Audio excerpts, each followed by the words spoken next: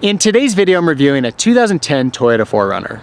The 4Runner was first introduced to market in 1984 and is now in its 5th generation, starting with the 2010 model year.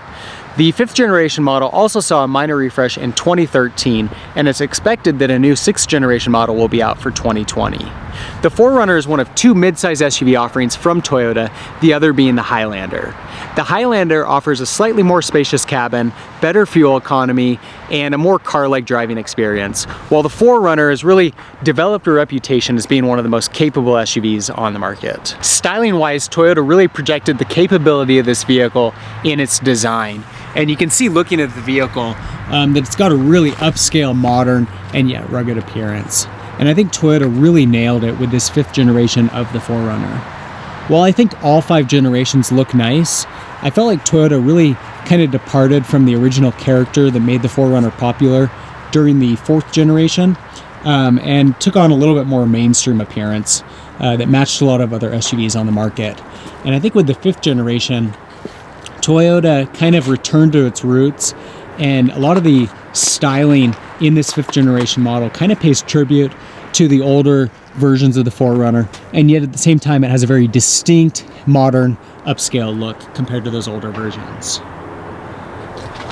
Somehow they were able to take a box and give it just the right lines to where it just has such a nice, clean, rugged look.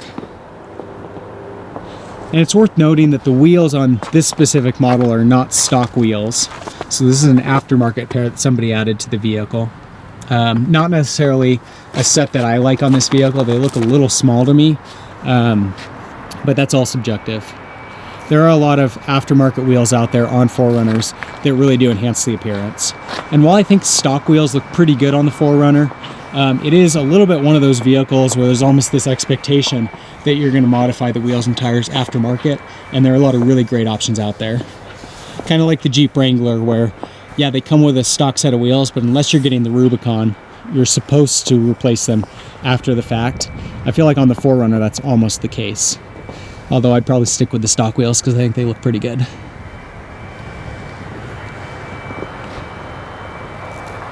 The minor refresh that Toyota did for 2013 was primarily cosmetic. The main changes that they made were up on the grille. And so this is the earlier version of that front grille. And then in 2013, they came out with a few different versions depending on the trim level. So depending on whether you get an SR5, the TRD Off-Road, the Pro model, there's some slight differences between those. But overall, I think on the exterior styling, Toyota really did nail it. It's got just such an attractive appearance.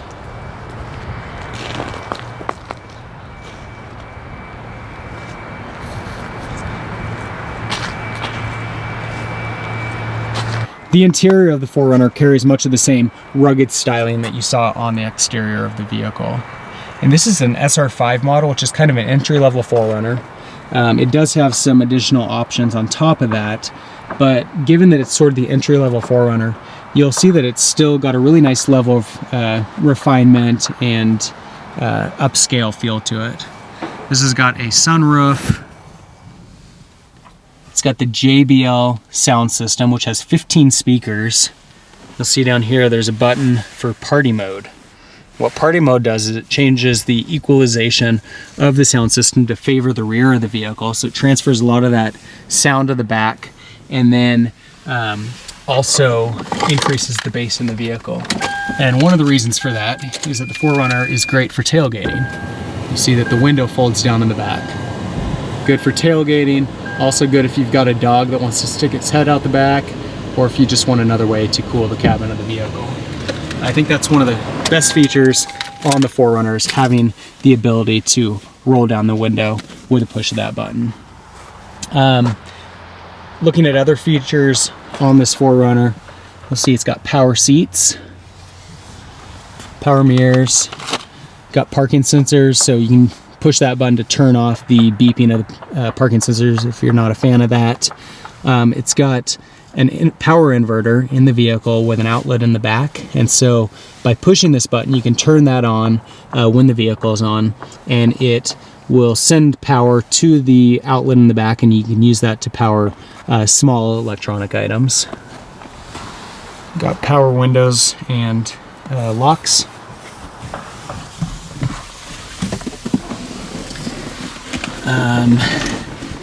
It's got, you know, like I said, kind of a rugged appearance to it on the center console here.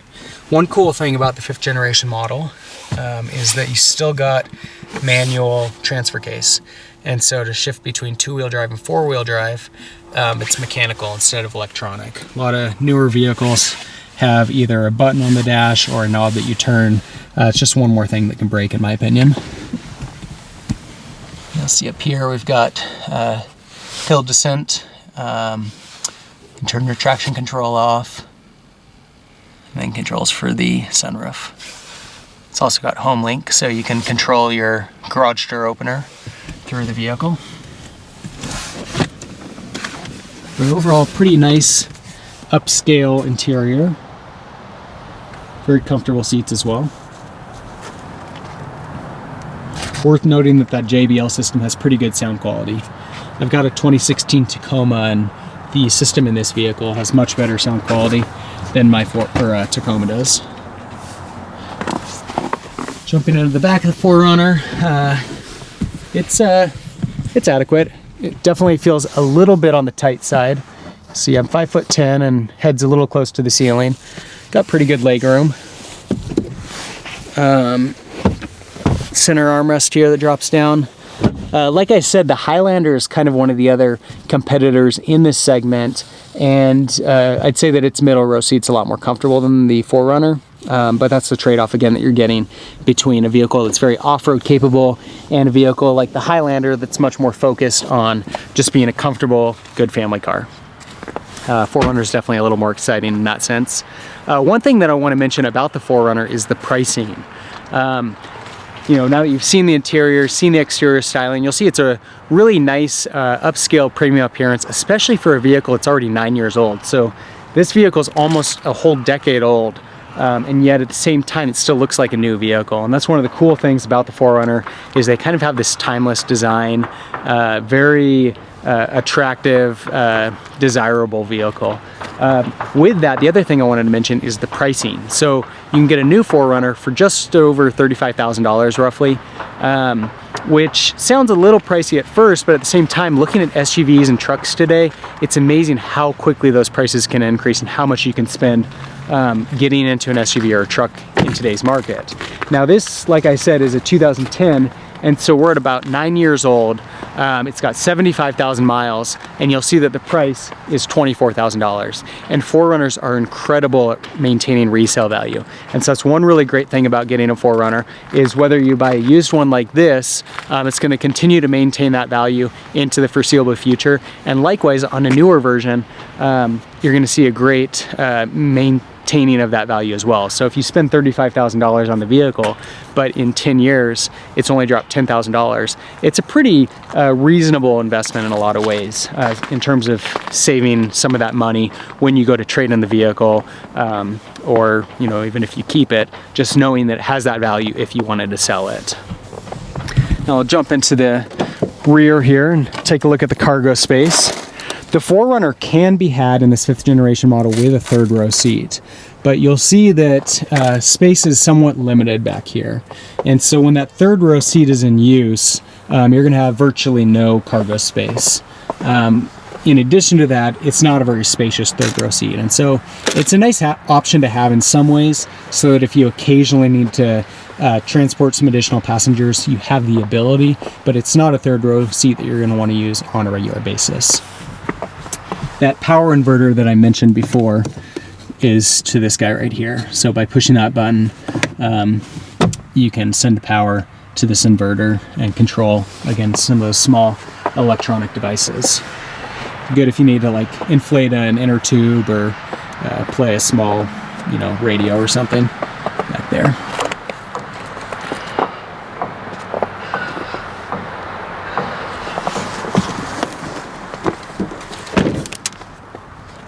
Now, under the hood of the 4Runner, typically you're going to see a 4-liter 6-cylinder engine.